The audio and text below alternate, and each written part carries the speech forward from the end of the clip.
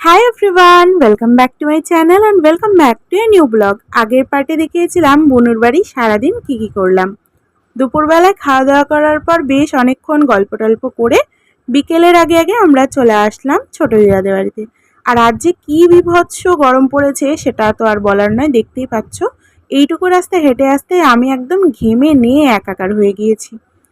ঘরে ঢুকেই দেখছি ভাই নিজের ছবি আঁকাতে খুব ব্যস্ত। আমাদেরকে তো লক্ষ্যই করেনি যে আমরা এসেছি। তারপরে আমার দিকে তাকিয়েও বুঝতে পেরে গেছে আমি ওর ভিডিও করছি, তো একটা ছোট্ট স্মাইল দিয়ে দিল। দিদি এসে বসতেই ভাই ওকে আবদার করে বসে যে ওর একটা ছবি আঁকিয়ে দিতে হবে।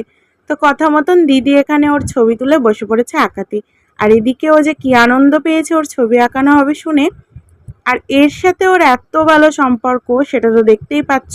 আমরা আসলে ভাই একদম দিদির পিছু পিছু ঘুরে বেড়ায়। বাইরে গিয়েছিলাম, গিয়ে দেখছি আকাশ একদম কালো হয়ে অন্ধকার হয়ে গেছে। তারপরে আর কি শুরু হয়ে গেল ঝোড়ো হাওয়া। ঝোড়ো হাওয়া হবে নাই বা কেন, আজ যা গরম পড়েছে।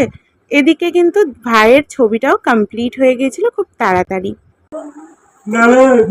দেখা মুখটা দেখা, এই দেখেন এই ফোকলাটাকে আঁকানো হয়েছে আজকে ছবিটি। এই যে ফোকলাটা কেমন হয়েছে আপনারা জানাবেন। আপনি কেমন খুশি হয়েছেন ছবি আঁকা দেখি? এরম হয়ে গেছেন পাগলের মতো।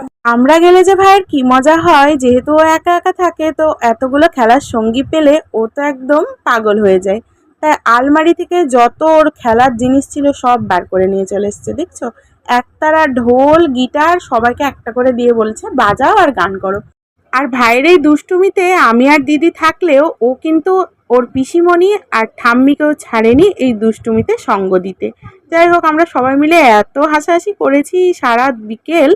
তারপরে সন্ধে লেগে গিয়েছিল, তো দিদা এখানে সন্ধ্যা দিচ্ছিল, তো আমি গিয়ে একটু ঠাকুর প্রণাম করে নিলাম। তারপরে দিদা বানিয়ে দিয়েছিল গরম গরম চা।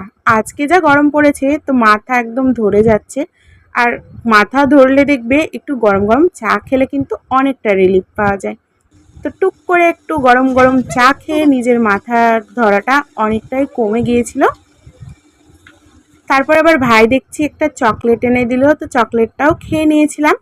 তারপরে দিদাকে বলেছিলাম রাতের খাবারে একদম সিম্পল রান্না করবে, দুদিন ধরে অনেক কিছু খাওয়া হচ্ছে। তো দিদা বানিয়েছিল ডাল সিদ্ধ, আলু সিদ্ধ, ডিম ভাজা, আরও অনেক রকম সিদ্ধ ছিল। আমি অত কিছু খাইনি, তো আমি এটা দিয়ে খেয়েছিলাম। এই তো ছিল আজকের একটা ছোট্ট মিনি ব্লগ। আবার আসবো নতুন ভিডিওর সাথে। টাটা।